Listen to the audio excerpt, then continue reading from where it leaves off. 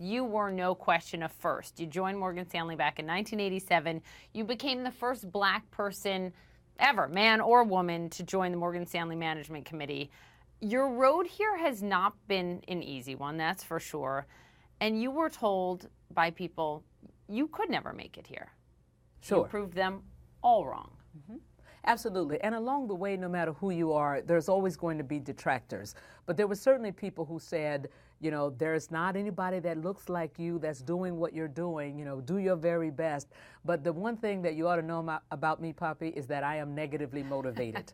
So when you tell me I can't do something, I am all over it like a bad smell. And if anything, it really pushes me even further to go forward, especially if somebody thinks that I can't do it. Have you always been negatively motivated? I mean, walk us back to what your childhood was like, and what made you that way. Well, I'll say that I had, in my opinion, a great childhood because my parents brought me up in a no excuses household. So I could never make an excuse, oh, I didn't get that grade because the teacher didn't like me, or this happened or that happened. So I could never really run to race or gender, you know, as the first base anyway, as to why something didn't happen. And the other thing that my parents did that I thought was quite effective is that they always made me feel that I was supposed to do well. Your parents, as you've put it, didn't let you play any cards, didn't even let you say, I'm not getting X because I'm a woman, or I'm not getting X because I'm a black woman.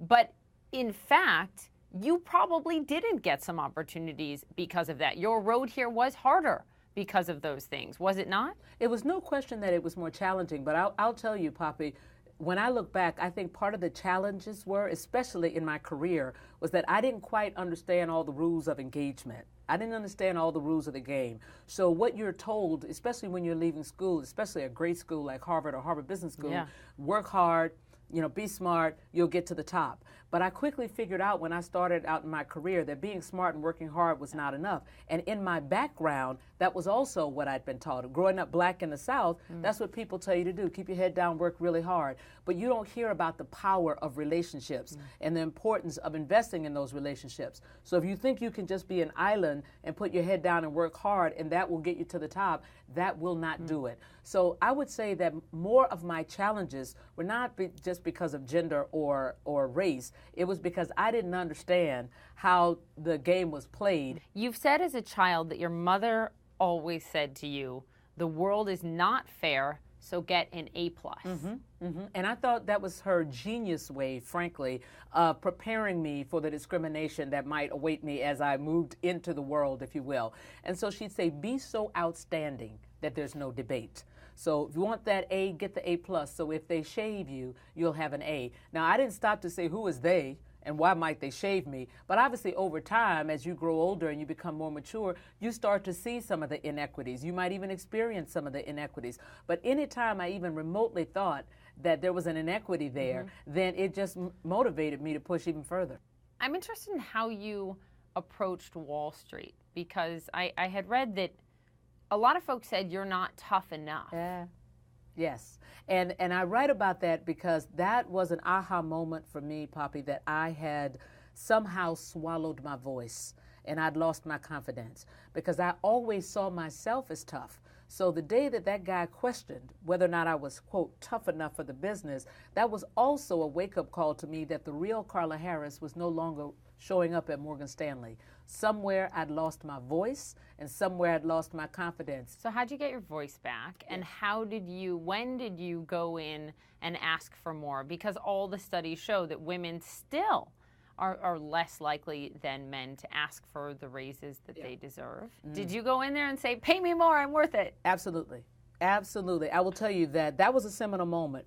That was a seminal moment for two reasons. Number one, I said, wait, they're not seeing me the way I see myself. And oh, by the way, that tough thing is something that they value. So let me turn this around right there. There are still so few women like you on Wall Street. So few black female top executives at these firms. And it is 2017.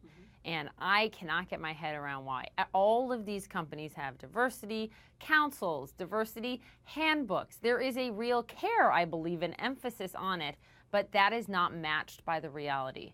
Why? I think those of us who are boomers and even those who are a little older than me, traditionalists, I don't think that we are doing our part in telling the story around the fact that you can do it, and telling the truths around where there might be challenges and where there might not be. Because I speak to a lot of young women, millennials and Xers, and they're still asking the questions that we were asking. Can I have it all? Am I going to have to sacrifice this? Or what happens when I get to this? Or the guys won't let me do that. And we should say, wait a minute. Let me tell you, A, that you can do it, and let me give you the formula around how to do it. And I don't think enough of us are doing that. So I'm going to put the first responsibility on us. The second, I would argue, is that, I think that a lot of these organizations, while the folks at the top may be passionate about it, they are not paying enough attention to middle those managers. those who are below them. And none of these industries, let alone companies, none of these industries are mature enough for it to just happen naturally in the culture. You need to have what I call a policeman. You need to have someone who is accountable, who's asking the questions. Bob, I don't see the enough women in your pipeline. What's the story and why not? And what can the organization do to help you fill that pipeline? Because it doesn't look like we want it to look. Or Bob, I told you it was going to be important for us to promote more women in your area. You know what? You would have gotten X, but now you're getting X minus Y because it really was important. Does the United States need quotas to get enough women in these positions? You know what? I'd like to be a little bit more optimistic than that. I'd like to say that we're going to get there with respect to corporate America, that we'll get there without having to have that. Now, it may take that because sometimes in order to get, what could be deemed as revolutionary change, sometimes you might have to have the hammer approach. What's message number one from you to the Trump administration on these passion points for you? I mean, what would you like to see most after 4 years? Well, I'll tell you, the main thing is I would say create greater access to capital for women entrepreneurs. And I'll tell you why.